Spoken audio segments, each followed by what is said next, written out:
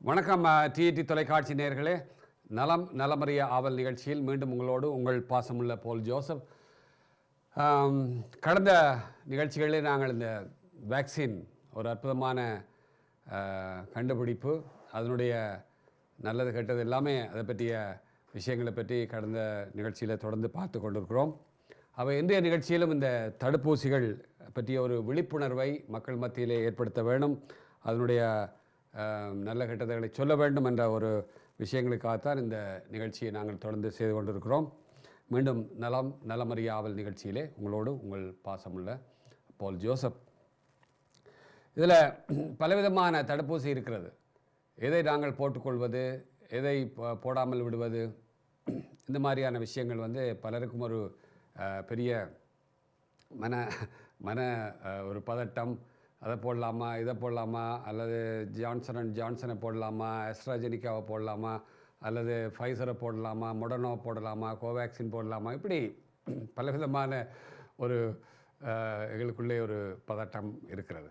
எல்லோருக்குள்ளே ஒரு ஒரு ஏன்னா இது போட்டால் இது க்ளோட்டிங் வருது, அது போட்டால் இந்த பிரச்சனை வருது, இது போட்டால் அனஃபிலாக்சிஸ் வருது, இப்படியான பல விளைவுகள். அப்போ அதை பற்றி நாங்கள் கொஞ்சம் பார்க்கலாம். இப்போ இதில் கடந்த நிகழ்ச்சியில் நான் அந்த வேக்சினுடைய பல்வேறு பிரிவுகளை பற்றி, பொதுவான வேக்சின், இந்த கோவிட் வேக்சின் இல்லை, பொதுவான வேக்சினை பற்றிய ஒரு அறிமுகத்தை நான் கொடுத்திருந்தேன். இந்த நிகழ்ச்சியில் ஒரு குறிப்பாக நாங்கள் இந்த கோவிட் வேக்சினை பற்றி ஒரு சில விஷயங்களை உங்களோடு பகிர்ந்து கொள்ளலாம்னு இருக்கிறேன். இப்போ இதில் இந்த முக்கியமான வேக்சின் சொல்லுகிறார்கள். ஒன்று வைரல் வெக்டர் பேஸ்ட் வேக்சின் என்று சொல்லுகிறார்கள். வைரல் வெக்டர் பேஸ்ட் வேக்சின் இதுதான் ஆஸ்ட்ராஜெனிக்கா, கோவிஷீல்டு, இந்த மாதிரியான வேக்சின் எல்லாமே இது வகையை சார்ந்தது. அடுத்தது ரெண்டாவது வைரல் பேஸ்ட் வேக்சின் என்று சொல்லுகிறார்கள். இந்த வைரல் பேஸ்ட் வேக்சின் அப்படிங்கிறது என்ன நாங்கள் எப்படின்னு பார்க்க போகிறோம். இந்த வைரல் பேஸ்ட் வேக்சினை தான் கோவேக்சின், இந்தியாவில் இருக்கக்கூடிய கோவேக்சின் அது சொல்லுகிறோம். அடுத்தது எம்ஆர்என்ஏ வேக்சின், அது ஒரு புதிய டெக்னாலஜி.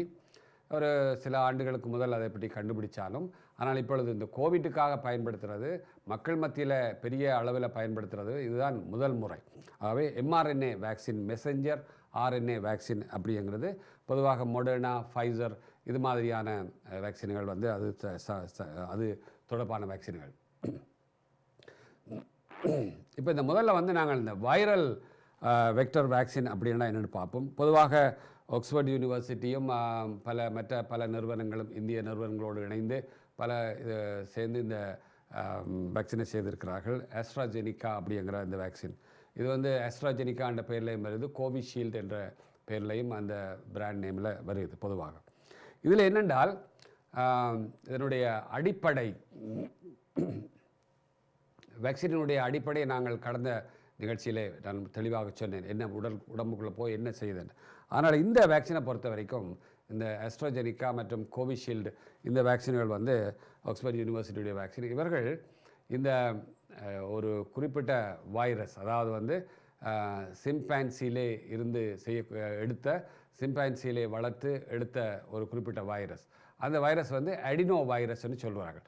பொதுவாக எங்களுடைய கோல்டு அல்லது எங்களுக்கு வழக்கமாக சளி பிடிக்கக்கூடிய, ஃப்ளூ வரக்கூடிய, ஏற்படுத்தக்கூடிய அந்த வைரஸை எடுத்து பிறகு இவர்கள் என்ன செய்கிறாங்கன்னு சொன்னால், இந்த வைரஸை ஒரு வெக்டராக, ஒரு கேரியராக வைத்திருக்கிறார்கள். இந்த வைரஸ்னா இது டெட் வைரஸ்.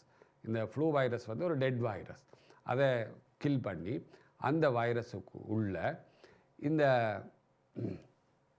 COVID-19 ஏற்படுத்தக்கூடிய அந்த கொரோனா வைரஸ்ன்னு சொல்லக்கூடிய அந்த கொரோனா வைரஸுடைய ஸ்பைக் புரோட்டீன், அந்த ஸ்பைக் புரோட்டீனை எடுத்து அந்த மேலே முள்ளாக இருக்கக்கூடியதில் அந்த ஸ்பைக் புரோட்டீனை எடுத்து அதில் இருக்கிற ஒரு புரதம் எடுத்து அந்த புரதத்தை என்ன செய்கிறாங்கன்னு சொன்னால், அதை அதில் உள்ள ஜீன், அந்த ஸ்பைக் புரோட்டீனில் இருக்கிற ஜீனை, அந்த மரபணுவை, அந்த ஜீனோம்னு சொல்லக்கூடிய அந்த மரபணுவை ஸ்டடி பண்ணுகிறார்கள் இவர்கள் எடுத்து. அதே போல் ஒரு ஒரு இதை உருவாக்கி, அதாவது ஒரு புரதத்தை உருவாக்கி அந்த புரதத்தை வந்து இந்த வைரஸுக்குள்ளே வச்சு, எவ்வளோ பெரிய டெக்னாலஜி, இந்த வைரஸுக்குள்ளே வச்சு திரும்ப உள்ளுக்குள்ளே விடுறது. அப்படி வருகிற பொழுது that carry genes that encode SARS-CoV-2 spike protein into the host cell. into the host cell னா எங்களுடைய உடலில் இருக்கக்கூடிய கலங்களுக்குள்ள. இந்த ஸ்பைக் புரோட்டீன் வந்து என்ன நடக்குதுன்னு சொன்னால் டிரான்ஸ்கிரைப்ட், அதை டிரான்ஸ்லேட் பண்ணுது. எங்களுடைய உடலுக்குள்ளே வந்து இதை எம்ஆர்என்ஏ வேக்சினாக, எம்ஆர்என்ஏ ஜீனாக அல்லது எம்ஆர்என்ஏ கோடாக அதை வந்து டிரான்ஸ்லேட் பண்ணுது. எங்களுடைய இது எங்கே நடக்குதுன்னு சொன்னால் இந்த அஸ்ட்ராஜெனிகா வேக்சினில் வரக்கூடியது வந்து இந்த எம்ஆர்என்ஏ மாற்றம் வந்து அல்லது அதனுடைய கோடிங், அதாவது செயற்கையாக செய்த ஒரு புரோட்டீனை, அதாவது இந்த வைரஸில் இருக்கிற ஜீன் மாதிரியே ஒரு செயற்கையாக சிந்தட்டிக்காக செய்த ஒரு புரோட்டீனை உள்ளே வைக்கிற பொழுது, அப்போ இது என்ன நடக்குதுன்னு சொன்னால் இந்த உள்ளே வைக்கிறதுக்கு அதை கொண்டு போகிறதுக்கு தான் இந்த சிம்பான்சியில் இருந்து செய்யக்கூடிய இந்த அடினோ வைரஸ், இந்த ஃப்ளூ வைரஸை வந்து பயன்படுத்துகிறார்கள். அதை கில் பண்ணி அதை பயன்படுத்துகிறார்கள். அப்போ அது உள்ளே போனோடனே இதை என்ன செய்யும்னு சொன்னால் உள்ளே போய் இந்த ஒரு குறிப்பிட்ட புரோட்டீனை உடலுக்குள்ளே உருவாக்குது. இந்த வைரஸ், இந்த அஸ்ட்ராஜெனிகா வேக்சின் புரோட்டீனை உருவாக்கின உடனே இந்த எம்ஆர்என்ஏ ரீட் பண்ணி ஒரு புரோட்டீனை உருவாக்குது. விளக்குதா உங்களுக்கு? அப்போ எங்களுடைய உடலே ஒரு புரோட்டீனை உருவாக்குது. இந்த புரோட்டீன் வந்து வைரஸுடைய ஸ்பைக் மாதிரி, இந்த வைரஸ் மாதிரியான ஒரு புரதத்தை அங்கே உருவாக்குது. உருவாக்கின உடனே உடம்பு என்ன நினைக்குதுன்னு சொன்னால், இப்போ உண்மையான வைரஸ் உள்ளே வந்துட்டுது அப்படின்னு அதுக்குரிய ஆன்டிபாடிஸை ப்ரொடியூஸ் பண்ணுது. இந்த பி செல்ஸ், நான் கடந்த நிகழ்ச்சியில் சொன்னேன், பி லிம்போசைட்டுன்னு சொல்லக்கூடிய அந்த குறிப்பிட்ட லிம்போசைட்ஸ் அணுக்கள், அந்த வெள்ளை அணுக்கள் வகையை சார்ந்தவை. அவை வந்து என்ன செய்யுதுன்னா அதை என்னது அதுக்கு எதிரான புரதங்களை அல்லது ஒரு எதிர்ப்பான்களை ஆன்டிபாடிஸை உருவாக்குது. இந்த ஆன்டிபாடிஸ் வந்து எப்போவுமே மெமரி, இதனுடைய மெமரியை வச்சுருக்கும். இந்த ஸ்பைக் புரோட்டீனுடைய மெமரியை உள்ளுக்குள்ளே வச்சுருக்கும். அப்போ ஒரிஜினல் வைரஸ் சரியாக வரும்போது, அல்லது ஒரிஜினல் கோவிட் அல்லது கொரோனா வைரஸ் வரும்போது அதை போய் இது அட்டாக் பண்ணும். அப்போ அது என்ன, இது மெமரியில் வச்சுருக்குது உள்ள, அதை மெமரி செல்ஸ்ன்னு சொல்லுவார்கள், மெமரி அணுக்கள்னு சொல்லுவார்கள். அது அப்படியே இந்த ஆன்டிபாடிஸில் வச்சுருந்து அது திரும்ப ஒரிஜினல் வைரஸ் வரும்போது போய் அட்டாக் பண்ணும். இது அட்டாக் பண்ணுறது யார் அப்படின்னு சொன்னால் அது டி செல்ஸ். முதல்ல சொன்னது பி செல்ஸ், இப்போ வந்து டி செல்ஸ். அப்போ டி செல்ஸுக்குள்ளே இது மெமரியாக இருந்து போய் அவையை அட்டாக் பண்ணக்கூடிய தன்மை இருக்குது.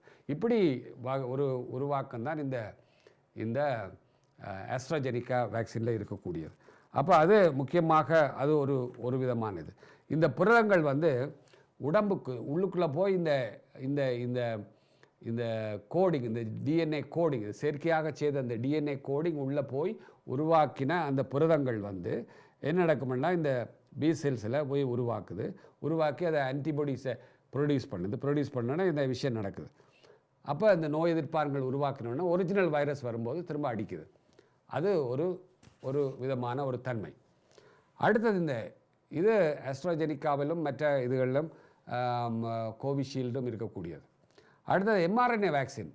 அதுதான் இப்போ அடுத்தது இவர்கள் செய்யக்கூடிய இதில் எம்ஆர்என்ஏ வேக்சினில் இன்னொன்று ஃபைசரும் மொடர்னாவும் செய்யக்கூடிய விஷயம் என்னென்னா, அதுவும் எம்ஆர்என்ஏ தான், மெசஞ்சர் ஆர்என்ஏ. ஆனால் அதனுடைய டெக்னாலஜி வேறையாக இருக்கிறது. This vaccine contain the genetic instruction for making COVID-19 spike protein in the body. இந்த ஸ்பைக் ப்ரோட்டீன் எதில் இருக்குன்னு சொன்னால் வைரஸில் ஒரிஜினலாக இருக்கக்கூடிய ஸ்பைக் ப்ரோட்டீன் மாதிரியாக ஒரு புரதத்தை இது உடம்புக்குள்ளே போய், இந்த எம்ஆர்என்ஏ வேக்சின் உடம்புக்குள்ளே போய் உருவாக்குது. இது உருவாக்கின உடனே இது எப்படி உருவாக்கப்படுதுன்னா, அந்த வைரஸில் இருக்கக்கூடிய அந்த ஸ்பைக் வைரஸினுடைய அந்த மேல் முள்ளுமாக இருக்கக்கூடிய அந்த இதில் இருக்கக்கூடிய ஜெனட்டிக் கோடை எடுத்து அதை ஸ்டடி பண்ணி இவர்களாக ஒரு சிந்தட்டிக் ஜெனட்டிக் கோடை உருவாக்கி வேக்சினுக்குள்ளே இது என்னென்னா ஒரு லிப்பிடுக்குள்ளே ஒரு கொழுப்புக்குள்ளே வச்சு, ஒரு கொழுப்பு மாதிரி லிப்பிட் சொல்லக்கூடிய ஒரு கொழுப்பினுடைய ஒரு இதுக்குள்ளே வச்சு அதை வைரஸுக்குள்ளே, அந்த ஆஸ்ட்ராஜெனிக்காவில் ஒரு டெட் வைரஸுக்குள்ளே வச்சு அதை விடணும். ஆனால் இதில் ஒரு விதமான ஒரு லிப்பிட் என்கேப்சியூல்னு சொல்லக்கூடிய ஒரு கொழுப்புத்தன்மை உள்ள ஒரு திரவத்துக்குள்ளே ஒரு இதுக்குள்ளே வச்சு இந்த கோடிங்கை வச்சு ஜெனட்டிக் கோடிங்கை வைரஸ் அல்ல, வைரஸில் இருக்கிற மாதிரியான ஒரு ஜெனட்டிக் கோடை இந்த லிப்பிடு புரதத்துக்குள்ளே வச்சு இந்த கொழுப்புக்குள்ளே வச்சு அதை வச்சு என்கேப்சூல் பண்ணி அதை பிறகு அது பழுதாகாமல் இருக்கிறதுக்கு வேக்சின் எல்லாம் சில அந்த வேக்சின் இருக்கக்கூடிய அது வேறு சில மருந்துகளையும் சேர்த்து ஒரு வயலுக்குள்ளே வச்சு அதை ரொம்ப டீப் ஃப்ரீ. இப்போ அதுக்கும் இதுக்கும் உள்ள வித்தியாசம் என்ன, அது நார்மலாக ஒரு நார்மல் ஃப்ரீசிங் டெம்பரேச்சரில் வச்சுருக்கலாம். இது -70 டிகிரி அப்படி இருக்குது இந்த ஃபைசர் மோடர்னா அதெல்லாம். ஏன்னா அந்த கொழுப்பு தன்மை உள்ள இது உள்ளுக்குள்ளே அது பாதுகாப்பாக இருக்க வேணும்ன்றதுக்காக. அப்போ இந்த கோடிங் போய் செயற்கையாக செய்த அந்த கோடிங் போய் அந்த ஒரு ஜீன் கோடிங் போய் உடம்புக்குள்ளே ஒரு விதமான இந்த mRNA தன்மையை உருவாக்குது. உடம்புக்குள்ளே போய் தான் அது உருவாக்குது, வெளியிலேருந்து கொடுக்குறதில்ல. உடம்புக்குள்ளே போய் அந்த the cells then they display the protein pieces on its surface. Our immune system recognize that protein does not belong to our body. அப்போ என்னென்றால் இந்த உடம்புக்குள்ளே போன இந்த இது ஒரு விதமான குறிப்பிட்ட ஒரு புரதத்தை உருவாக்கின உடனே அந்த புரதம் ஸ்பைக் புரோட்டீன் மாதிரியான ஒரு புரதம். நல்லபடியாக கவனிங்க. ஏன்னா இந்த mRNA கோடிங்கில் இருந்த அது ஒரு வைரஸ் மாதிரியான அந்த வைரஸிலுடைய ஸ்பைக் புரோட்டீனில் இருக்கிற அந்த மாதிரியான ஒரு புரதத்தை இங்கே உருவாக்கின உடனே உடம்புக்குள்ளே போய் அந்த கலங்களுக்குள்ளே அப்போ உடம்பு என்ன நினைக்குதுன்னு சொன்னால் இது உண்மையில் வைரஸ் வந்துட்டுது அப்படின்னு அதுக்கு எதிராக நான் முதல்ல AstraZenecaல சொன்ன மாதிரியான ப்ராசஸ் பிறகு நடக்கும். அப்போ அதுதான் இது ரெண்டுக்கும் உள்ள வித்தியாசம். அதில் டெட் வைரஸை வச்சு அவர்கள் அதை செய்கிறார்கள். இதில் ஒரு அந்த புரதத்தை எடுத்து நேர லிப்பிட் ஒரு கொழுப்புத்தன்மை உள்ள ஒரு திரவத்துக்குள்ளே வச்சு இதுக்குள்ளே வச்சு என்கேப்சூல் பண்ணி ஒரு கேப்சூல் மாதிரி ஒன்றுக்குள்ளே வச்சு அதை செலுத்துகிறாங்க. அங்கே போய் அதுதான் புரோட்டீனாக.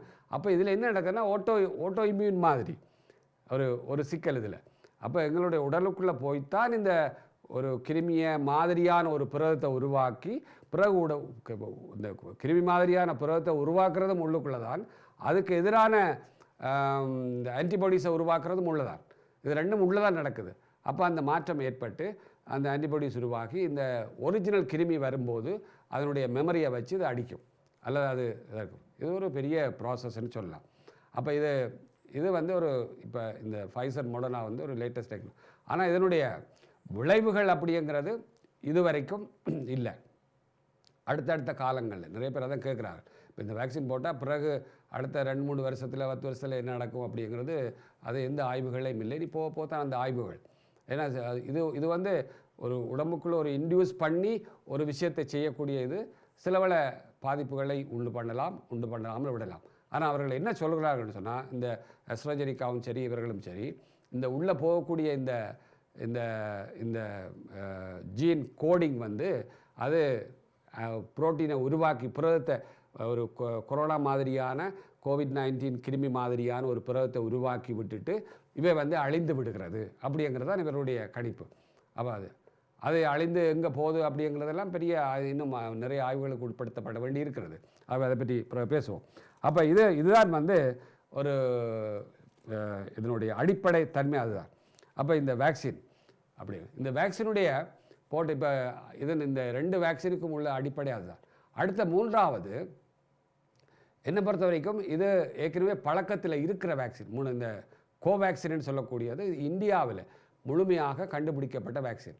அதாவது பாரத் பயோடெக் என்ற நிறுவனமும், அடுத்த 2வது எங்களுடைய ICMRன்னு சொல்லக்கூடிய இந்தியாவினுடைய சயின்டிஃபிக் ரிசர்ச் அந்த நிறுவனமும், இன்னும் சீரம் நிறுவனம், இது மாதிரியான நிறுவனங்கள்லாம் சேர்ந்து அந்த விஞ்ஞானிகள் கண்டுபிடித்ததா. இது என்னை பொறுத்தவரைக்கும் ஒரு நல்ல விஷயம் மாதிரி தெரியுது. என்னென்றால் இது ஒரு முக்கியமான விஷயம். நல்ல வடிவாக கவனிங்க. இப்போ இது அந்த கொரோனா வைரஸையே பிடிச்சு டெட் வைரஸ் அந்த கொரோனா வைரஸை அழித்து அந்த கொரோனா வைரஸை கில் பண்ணி அதை செயலிழக்க செய்து அதை வேக்சினாக கொடுக்குறோம். அதான் கோவேக்சின். அப்போ இது மாதிரியான வேக்சின் ஏற்கனவே எங்களுக்கு நடைமுறையில் இருக்குது. நான் முதல்ல சொன்னேன் கடந்த நிகழ்ச்சிகளில், ஏற்கனவே நாங்கள் மற்ற எங்களுக்கு இருக்கக்கூடிய எம்எம்ஆர் வேக்சினாக இருந்தாலும் சரி, மற்ற போலியோ வேக்சின், இந்த மாதிரியான வேக்சின்கள் எல்லாம் ஏற்கனவே நடைமுறையில் இருக்கக்கூடிய வேக்சினில் இந்த மாதிரியான டெக்னாலஜியை நாங்கள் பயன்படுத்துகிறோம். டிபிடி வேக்சினாக இருந்தாலும் சரி, எம்எம்ஆர் வேக்சின், இவையெல்லாம் இது மாதிரியான ஒரு ஏற்கனவே நடைமுறையில் இருக்க எங்களுடைய சின்ன பிள்ளைகளுக்கு இந்த டெக்னாலஜியை கொடுத்து கொண்டு இருக்கிறோம், வேறு நோய்களுக்கு வராமல் இருக்கிறதுக்கு. அது அப்போ அந்த சேம் டெக்னாலஜி தான் இவர்கள் இந்தியாவில் அதை செய்கிறார்கள். அப்போ இதை இது இந்த மற்ற இதுகளுக்கும் மற்ற விஷயங்கள் இந்த ஆஸ்ட்ராஜெனிக்காவும் ஃபைசர் இது புது டெக்னாலஜி. அப்போ அது அடுத்தது என்ன செய்ய போதுங்கிறதும் ஒரு கேள்விக்குறியாக இருக்கிற நேரத்தில் இது ஏற்கனவே தெரிஞ்ச விஷயம். அப்போ தெரிஞ்ச டெக்னாலஜி. அப்போ அது வைரஸையே பிடிச்சி அதை ஒரு தட்டி பெசாமேரன்னு சொல்லி அல்லது கில் பண்ணி அதை செயலிழக்க செய்து அல்லது அதை இறக்க வைத்து அதை உள்ளே செலுத்தும் போது அப்போ என்ன நடக்கும்னா அது போய் உள்ளே பெருகாது. ஏன்னா அது டெட் வைரஸ். அப்போ அது பெருகாமல் உடலுக்குள்ளே அது ஒரு குறிப்பிட்ட சில வைரஸ் லோட் போன உடனே, அந்த செத்து போன வைரஸ்கள் போன உடனே அது பெருகாது. அப்போ உடம்பு என்ன நினைக்கும்னா ஒரிஜினல் வைரஸ் வந்துட்டு தானே அதை அட்டாக் பண்ணி அதுக்குரிய ஆன்டிபாடிஸை ப்ரொடியூஸ் பண்ணி மெமரியில் வச்சுருக்கும். அப்போ ஒரிஜினல் வைரஸ் திரும்ப வரும்போது அதை அட்டாக் பண்ணும். அப்போ இந்த டெக்னாலஜி தான் பொதுவாக இப்போ சில நாட்களுக்கு முதல் கூட எங்களுடைய சிடிசி, அமெரிக்க சென்டர் ஃபார் டிசீஸ் கண்ட்ரோலும், மற்றது எங்களுடைய இன்ஃபெக்ஷியஸ் டிசீஸ் கண்ட்ரோல் இவர்கள் எல்லாம் டாக்டர் ஃபவுச்சி மாதிரி இவர்கள் மற்ற விஞ்ஞானிகள் எல்லாம் அந்த டெக்னாலஜி பொதுவாக நல்லதுன்னு சொல்கிறார்கள். ஏனென்றா அவர்களும் அதை பரிந்துரை செய்கிறார்கள். ஏனென்று அந்த இந்தியாவில் கண்டுபிடிக்கப்பட்ட அந்த டெக்னாலஜி அது பழைய டெக்னாலஜி, ட்ரெடிஷ்னல் டெக்னாலஜியாக இருந்தாலும் அது நல்லது என்றார்கள். ஏன்னா அந்த புதுசாக வருகிற ஏன்னா முழு வைரஸையும் கில் பண்ணி உள்ளே போகிறதுனால அப்போ அதில் இருக்கிற பலவிதமான அந்த புரோட்டீன், பலவிதமான ஸ்பைக் புரோட்டீன், பலவிதமான வேரியண்ட் புதுசாக வரக்கூடிய வேரியண்ட்டுக்கும் இந்த வேக்சின் நல்லது, இந்த கோவேக்சின் நல்லது அப்படின்னு சொல்லுறாங்க. ஆகவே அது ஒரு நல்ல விஷயமாக இருக்கிறது. ஆகவே அது நாங்கள் கவனத்தில் கொள்ள வேண்டும். அது இங்கே அந்த வேக்சின் இங்கே கிடைக்கிறதில்லை, கோவேக்சின். அது இந்தியாவில் மற்ற சில நாடுகளில் தான் இருக்குது. ஆகவே அது ரியல் வைரஸை கில் பண்ணி வேக்சினாக உடலுக்குள்ளே செலுத்துறதுனால இனி வரப்போகிற இந்த புதிய வேரியண்ட்டுக்கும் அது செயல்படும் அப்படிங்கிறது தான் அந்த விஷயம். ஆகவே இதோடு நாங்கள் இன்றைய நிகழ்ச்சியை நாங்கள் நிறைவு செய்யலாம். நேரமாகிவிட்டது. மீண்டும் தொடர்ந்து இந்த வேக்சினை பற்றி தான் பேச போகிறோம். இது என்னென்ன அடுத்தடுத்த கட்டங்கள் என்ன அப்படிங்கிறத பற்றி தொடர்ந்து பேச போகிறோம். மீண்டும் ஒரு நிகழ்ச்சியில் உங்களை சந்திக்கும் வரை உங்களிடமிருந்து விடைபெற்றுக் கொள்வது உங்கள் பாசமுள்ள போல் ஜோசப். நன்றி, வணக்கம் நேயர்களே.